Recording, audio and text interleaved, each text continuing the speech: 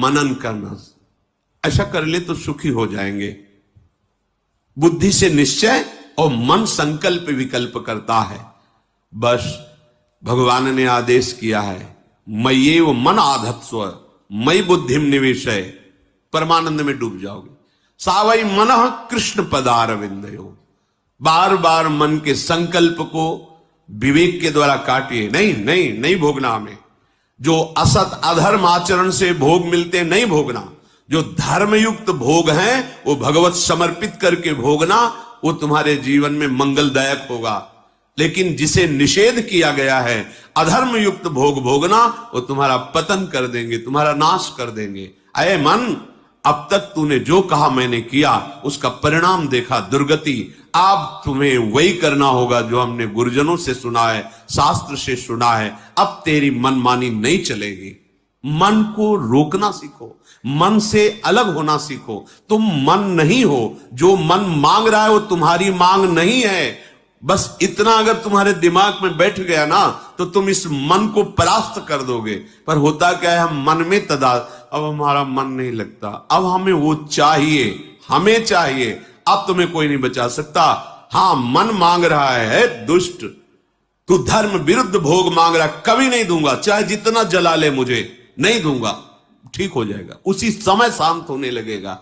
पर हमारी दुर्दशा है, हम मन को अलग न मान करके अपना स्वरूप मान लेते हैं, अपनी मांग मान लेते हैं, और उसके संकल्प में सहयोग करके हम पतित हो जाते हैं। भोगों में जिनका निषेध किया गया है उसमें हम सुख खोजने लगते हैं। चौथा, इंद्रियां।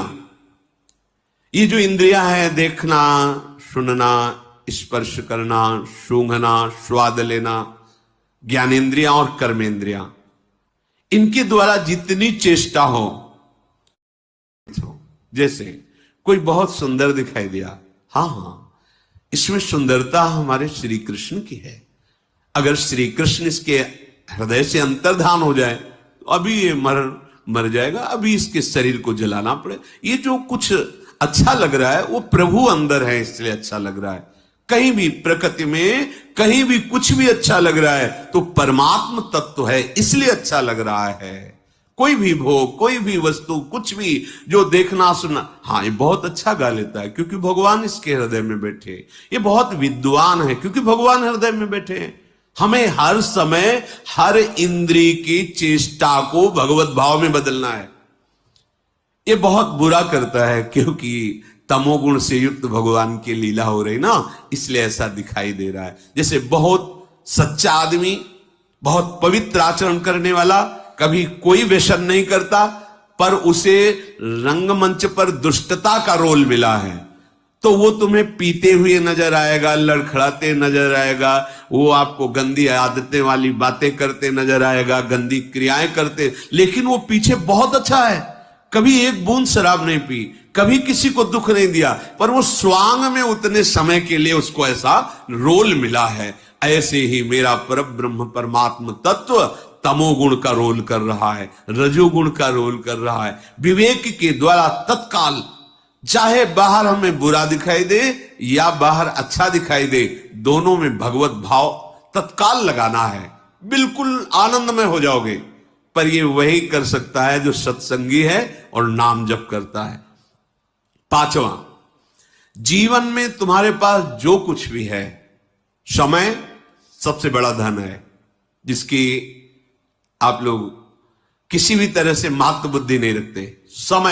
समय से बढ़कर कोई वस्तु नहीं। कई बार सत्संग में कहा है, मानो आपकी अवस्था 60-70 वर्ष की हो गई, जीवन भर धन कमाया, खूब सब वैभव है, अब आखिरी समय आ गया, श्वास अंतिम चल रही है, अब आप कह दो कि पूरे जीवन की कमाई दे दूंगा, एक श्वास और ले लेने दो।